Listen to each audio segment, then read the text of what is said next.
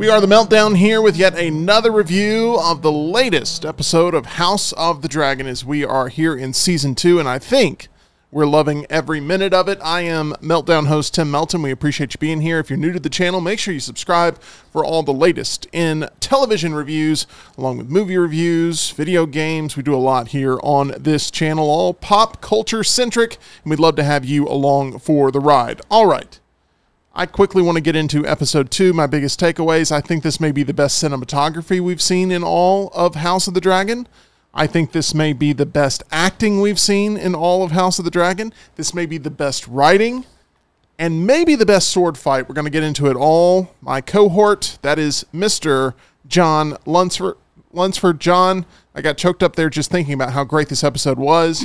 My question to you is, how great of cinematography do you think episode 2 held within its walls? It was good. I've never thought it was bad ever really in the show, so I didn't come into this being like, now that's what I'm talking about. This was an episode that you had to rely on the technical aspect of the cinematography, of the production, and of the dialogue to really move the story along, because this is one I feel like a lot of people will walk away saying, this is a boring episode, because outside of the very end, not a lot happened. Action-wise, the dragons, you saw a little bit, but it wasn't. I feel like the early social media reaction I got was, this was slow, not bad, but slow. And I had heard the first couple episodes were a little slow before it kind of picked up, so I get what they mean. But that doesn't mean the story's not moving along. That's what I appreciated about this. I thought the scene between Rhaenyra and Daemon kind of going back and forth over, like, I can't believe you did this. Well, I did it for you. All that kind of stuff was well acted, and so far I know we're only 2 episodes in, but when you're going to put stuff up for an Emmy and when you play a clip of the show, that kind of seems to be the clip they will use for both of those. So I appreciated the dialogue in this more than probably anything. Even the cinematography, I thought the back and forth with Otto, Aegon, and then Sir Kristen kind of just sitting there looking like an idiot, like he always does. But I thought that was really good. And so the cinematography was good. The overall look and the design of, like, seeing into Rhaenyra's bedroom, like this sounds weird, but I like seeing into, like, what it's like outside of what the public sees. Like, the public sees them when they're on the balcony, and the public sees them on the throne and stuff like that. But, like, getting into their personal lives, what do their bedrooms look like? What is their taste? Like, what is their style? What is the style of the greens and the blacks and stuff like that? I kind of appreciate that from, like, the set design is also what I really appreciated. Let's get into the twins, Eric and Eric Cargill. Can you believe Eric did that? I know. I really like Eric. It's amazing. I can't tell which one's Eric and which one's Eric. But that was the big problem there in the fight at Dragonstone, where none of the other figures, notable figures there at Dragonstone, could really intervene because they couldn't tell who's who. You would think if there was a threat to the queen, they may just kill them both, so that way you'd be extra sure. I don't know if they decide to handle their business that way. Obviously, they decided to let the fight play out as you had them fight to the death after the two brothers each chose different queens to support.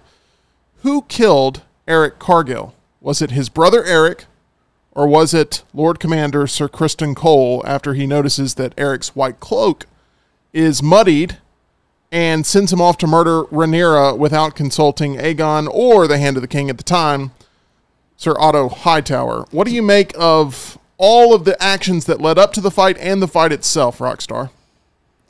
It's kind of confusing to me that I know your brother works at the other place, and how did he know that exact outfit he was going to, him coming off the boat just with a crowd of like 15 people, and like he just blending in and just walks in and like, oh, I thought you were outside, or oh, I thought you were already inside. Oh, I'm not inside. And then to like look out the, I was like, that was just terrible. Like, he was, I don't know if it was just set up for disaster, set up for him to fail. It's a terrible idea. It's a trope we've seen often in pop culture, of the whole twin impersonating the other twin sort of situation. Yeah, but just not knowing where he was in the building, like not like where my brother is. Like, I feel like it was a little lazy. It actually working the way it worked. I don't have a problem with it working. I get why Kristen's doing that, but I feel like it was just like, oh, I thought you were already inside. I saw you 5 seconds ago inside, but you're coming in from outside. I'm gonna let you in. You've never worn your helmet here. Well, you're wearing your helmet now. I'm gonna let you in. How did the good Eric know to come into her bedroom just out of nowhere? I'm assuming. Homegirl, I forgot her name. That was Damon's Missandra. Yeah, the white worm. I can't call her the whatever the Red Witch or whatever was. Saria. We'll eventually get it right. Yeah, I'm assuming because, she saw and was like, oh, Wait wait, a that's not him, moment. that she turned around and did it. I wish they would have shown that too. I feel like that's the only way Roderick could have known to go in there and actually stop him. And that is, I think, it's alluded to that she sort of sounded the alarm off screen, that she notices it and she's got to make a decision internally. Does she alarm them or does she not? And then I think him running in immediately and knowing he's there is confirmation that she did alarm Dragonstone exactly what was happening there within their walls. But yeah, I love this episode. That's just one aspect I did not like about this. Like with Allison asking Mr. Christian, have you told anybody? And like, for some reason, I've destroyed my reputation if it ever comes out. Then he just goes off on Eric, the twin. Eric, do you remember him? That whole scene goes on about you're going to go kill Rhaenyra. And it's just like, okay, that's the only way you can make up for your cloak being dirty. And while on paper it was an awful plan, it almost worked. And it got Christian a new job. It did get Christian a new job. Christian got a badge. Set Otto off. I want to ask you, Tyler, about the fight itself, because I've seen some people making the comparison that they felt like it was because there was no music and it was just these two guys fighting for that extended period of time. They felt like it was very similar to John Carpenter's They Live and the fight that happened there in the parking lot. Could you see that sort of analysis being something that you'd agree with, being a giant They Live fan? Somewhat. To me, it reminded me more of the fight between Pedro Pascal's character, Martell, right? Yeah. Was the last name? Oberyn Martell. Oberyn Martell and the Mountain, because I genuinely didn't know who was going to win, but that's also partially because I didn't know who was who. Just both their heads are intact at the end. Yep. But I loved the fight. It was very brutal. It went on for longer than I would think it would. And towards the end, I was wondering, oh, there's one left. Is that the good one or the bad one? Or are they still going to go through with the assassination plan? And then that problem kind of resolved itself real quick. Yeah, well, it was a fight with stakes for sure, and both of them walked out of that fight being mortally wounded, one by his own hand, and deciding to go ahead. And do you think that was because he killed his brother and he couldn't deal with the grief, or do you think that was because he felt like he had failed his queen? I think it was both. He did it because he knew there's no way I can prove that I'm the real one, so I got to kill myself. You think I that's didn't think of that. Yeah. that's true too. Well, okay, so he wins the fight and it's the good one. How does he prove it? Yeah, I think he could prove it. He loses the fight and he's a bad one. I don't have a dirty How cloak. does he prove it? See, I think it was more shame. I think it was more like a shame that this even occurred and they even got this close and he killed himself out of shame. I think that there would be ways if he wanted to legitimately stay alive. I think the only way to could have prove proved it is to kill himself. Prove that I won this for you. Remember me.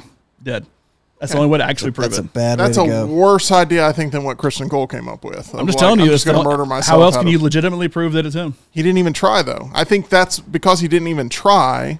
I think the thing I took away from it was he felt immense shame that his queen's life almost ended due to On his his own watch. bloodline. On his watch, due to his own bloodline, and because of that immense amount of shame and the grief of killing his brother, maybe a mix of both, he decided to kill himself. But that's what is brilliant about this show, is it leaves a lot open for interpretation, which is why I want to get into what we saw in Dragonstone with Rhaenyra and her uncle husband Daemon, as they had an intense debate over the prince's death from episode 1, whether or not it was justifiable, and what exactly their relationship is and what it will be moving forward.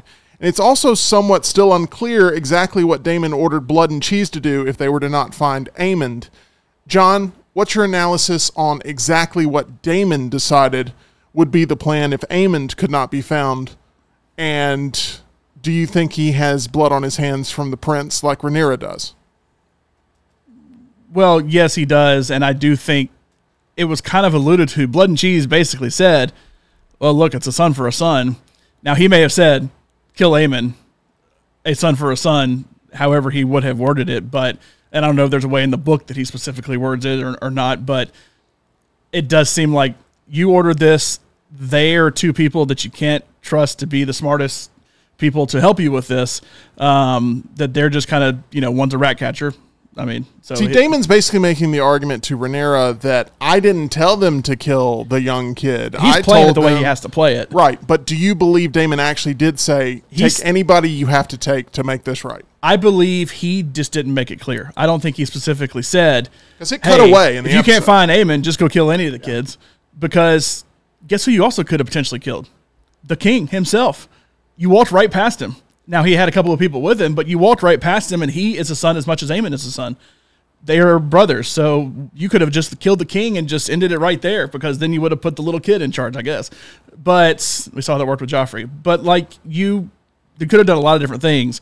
So I'm assuming if they said, well, it's a son for a son, so I will then just take, even though I guess that's technically grandson if you play it the same way out, but they could have done a lot of different things. But if he said kill Aemon, we need to take a son for the son that died here, then we missed out on Aemon. Went to his room. Aemon you saw in this episode, he saw at the beginning, like, oh, they came through this door, that just go kill whoever you can kill, and it was more unclear, and they are not the two sharpest tools in the shed to realize, oh, if it's not Aemon, we need to stop and find Aemon. Part of the brilliance of the show Rockstar is the fact that there is some gray area of what exactly is being said off screen. What exactly is there's a lot left up for interpretation based on your own biases of what it is that you believe the truth to be. Yeah, and also the fact that how much Big Boy, Gold Cloak guy, what's his name? What's his name? Blood. And cheese, yeah. Now's another thing, just so many damn names. Larynx or whatever comes with his little torture toys. Like, Damon paid me those and he gave me half up now and half after the job was done. Or went ahead and just admitted to everything. It was a rat catcher that did it. Like, yeah, that's another thing where it's just, when you're caught trying to escape and you've got the boy's head in the bag, I don't think you have many other options than to just give Larys everything he wants and hope that there's mercy. yeah, but we're seeing that what he was going to pull. I think he got mercy with the Aegon. Aegon didn't even torture him. He just took a bat to him. That was it. Like, it was one hit and That's done. true. I was like, I'd take that. Like, compared to what you had, that little toolkit you had, any day. Yeah, Blood was captured, hardly even interrogated by Larys before he ends up giving up the entire plot there, saying that it involved a random rat catcher. He was beaten, presumably to death, by King Aegon. In the book, Blood suffers 13 days of torture before being allowed to die, which sounds like a Dark Knight Rises theme there. With Aegon, he then has all the rat catchers, even the innocent ones, hung outside the Red Keep.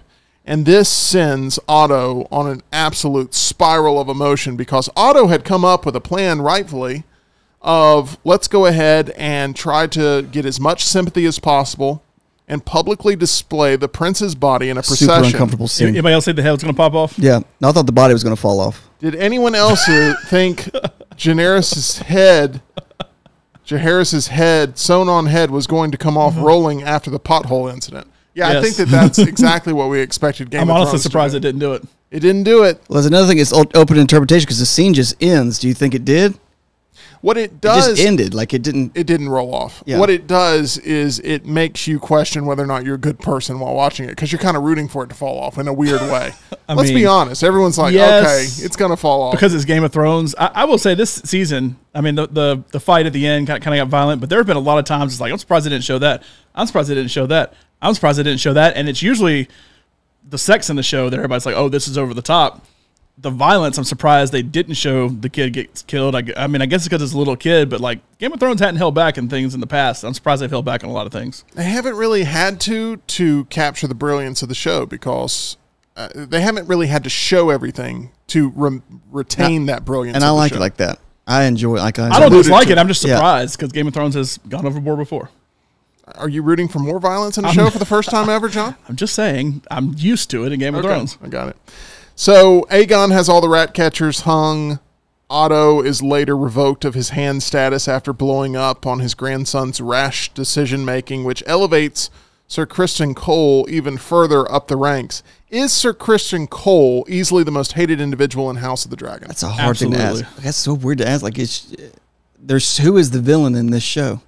I don't think there are clear-cut heroes and villains in this show. I mean, like, I don't think there's any heroes, but there's like, who is like the villain? There's villains between each. That's just like them saying, like, I know Christian's, he's getting his, and he seems like he's rising up more than anybody else. But I can't predict who is the villain. To me, Sir Kristen is the only guaranteed villain. Even more so than all the High Towers. I mean, whether He you're was Team Black, so Team Green, innocent, you can look at everybody on Team Black and Team Green, and he's just team hanging around as long as he can possibly hang around. And to me, he's the clear villain. So of he the show. turned, the whole thing turned from him on that boat in the first season with Rhaenyra, where she said, I'm not going to, you can be my side piece. That's it. And then he just, after that, he's just turned. It's so crazy. Is Aegon, I mean, I know that, we don't want to get too much into predicting the future because a lot of it is set in the books there.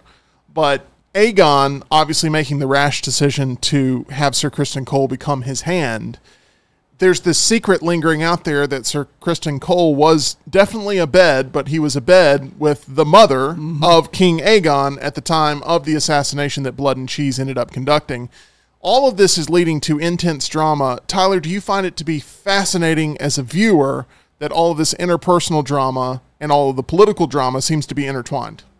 Oh, yeah, for sure. I can only see it getting more intense from here, too. I love how everybody's personal beefs with each other have political ramifications. You insult somebody one day and they might, shoot you down in front of the council the next day, and then you lose your sway with the people. And I really like that. Also, I thought of this, Blood and Cheese, they said they were after the Queen's son. Could they just be so stupid that they didn't know that See, that's what I think. Daemon meant Aemond and not the new Queen's son? I just feel like they had a discussion of basically we'll take anybody who's a son in this hierarchy. And that's sort of they ended up in a situation where they had to come back with some results, and they decided that that was the easiest one to obtain. But are they smart individuals? Absolutely not. If that is one of the questions, Blood and Cheese have proven that their plan didn't quite work to get the other half of the money. Also, by the way, that poor dog not only does he get kicked in the first episode, but then he had to sit there and watch his owner hung on the streets. Well, at least he was mourning him. It's like Nobody else was. like, dang, what's going to happen to this poor dog in the third episode of House of the Dragon? What do we make of Otto Hightower, my favorite character in the entire series thus far? He seems to be the one that's playing the game the hardest. He seems to be surrounded by idiots. He gives them a perfect roadmap. He ends up achieving what he wants to with that roadmap, and then he has his plans blown up by arrogance and a lot of times with ego-driven decision-making that doesn't lead to actual tangible results. This is the second time he's lost his badge, correct? Correct. Yes. No. And he's lost it by the people who he trained. So he apparently didn't do a good enough job training him because his own daughter is getting it on with Kristen the whole time. And Otto doesn't want to hear about it. And he don't want to hear about it. And then Aegon, who's his blood too, is also, and Cheese, is just that he's an idiot. I mean, in every sense of the word when it comes to being a king, and he's like, I'm going to guide you down this path. Nope, you still messed it up. That's what on that scene, watching it last night where he's in with Allison, and she says, I have sinned. And he says, I don't want to hear about it. I feel like he already knows because the dude knows everything. Oh, I feel like he does know. Yeah, he already You don't knows. wanna He's hear just like, about I don't it. want you to say it. But like, he knows. And that's what's even like, so when Aegon makes Christian, it's like, oh no. And like, because you see his face drop when he throws his little badge at him. It's just like, he's got to know because the dude knows everything. Maybe the white world told him. Who's playing the game harder than Otto right now? Anybody? I mean, the actual strategic game, who's playing it harder than Otto right now? And I think he will resurge, obviously, as he goes off. And tries to Larys is. Larys. And I would say it's very different. He's playing it from a brute force standpoint, but I would say Daemon is still playing it pretty hard. He's just wanting to go swing the sword, and Otto's wanting to swing as few swords as possible. They're both playing the game hard. It's just very much in their own way. Are both of those guys still loyal to their cause? Ultimately, yes, because that's what helps them. I don't think Otto is. Otto reminds me of like Tyrion Lannister mixed with Littlefinger. He deals in the secrets and just gossip and using that to his advantage, but he's also the trusted advisor. He doesn't work in the shadows as much as Littlefinger did, though. I mean, Otto's very brazen about this is the plan, let's go with it. Larys is the one behind the scenes that's like pulling all the strings and Larys is definitely making the Littlefinger. moves. I see bits of that in Otto, and I know what you're saying, but like Otto at the end of the day is using his daughter and all of her line now, which is his blood, to get what the family. I mean, he's definitely fighting for the name more so than he is just necessarily just himself. That includes his daughter, which is why I don't want to know about what you're doing with Kristen, because I'm still making sure you get what you need, because that gets me what I need and what our family needs, and that's on the throne. and winning whatever war ultimately comes. I can't see him deflecting and saying, you know what, I am going to go with Rhaenyra now. I just cannot see that whatsoever. I would see Alicent doing that before. I would see anybody doing that before. I would see him doing that. Do you think if we ended up seeing Eric change his cloak after the procession that he's still alive, do you believe it, or do you believe Sir Criston Cole was on a warpath to where he was going to end up costing Sir Eric his life at some point? I mean, possibly, but he was definitely on a warpath because he knows I'm in charge here, therefore I'm the one that's in trouble. He's also therefore, ashamed, yeah. I have to figure out a way to get this off of me. And so now he probably is happy that, hey, Eric died. And so, I mean, not that they necessarily know that right this second, but if Eric doesn't return, either he was or wasn't successful, but that guy's out of my life, and hey, he's the scapegoat I can point to. Yeah. How many times does an employee quit, and it's like, well, that guy was the one that messed up, not me, or somebody died. Well, that person was the one that messed up, not me. Aegon, King Aegon. What do we make of his reactions immediately following the news that he heard of his son being decapitated? He went through all the 7 stages of grief all in the same episode. He wasn't consoled by his mother, Alicent, there. Alicent decided to just keep moving. There's some major issues with parents in this show. Yes. That is going to be something that remains prevalent there. You also have Aemond that was laying in the lap of the woman at the brothel as he was showing a sign of weakness that we haven't seen from him over the course of the past several episodes. Clearly choosing a mother figure as well, because it's like, boy, of all the ones he chose, and it's like, but she's older, you can tell. She's like, I'm going to be your mom because your mom is Officer Criston doing things. Yeah. This is a messed up family with a lot of messed up things to come, I'm sure, and it is going to be, 8 more episodes of intense... I think it's only 8 episodes. Oh, it's only 8 episodes total? 6 more episodes, then, of intensity that we are going to be subject to. Probably costs too much money. Probably so. I mean, you see the money on the screen. It looks good. It's no shame. It's good. I think it's a fantastic episode of House of the Dragon. By the way, before we finish, I always assumed that Larys was going to be the one that he would eventually make hand. He came in and said, well, Otto was your dad, saying you need somebody else. And then it gives it to Criston of all people, who's the biggest idiot in the whole show.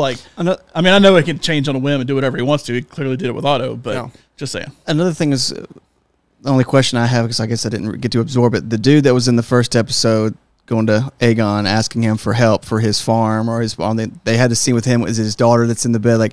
What's the significance of that scene? Is it setting where the king has told us he's going to help us, and now all hell's breaking loose?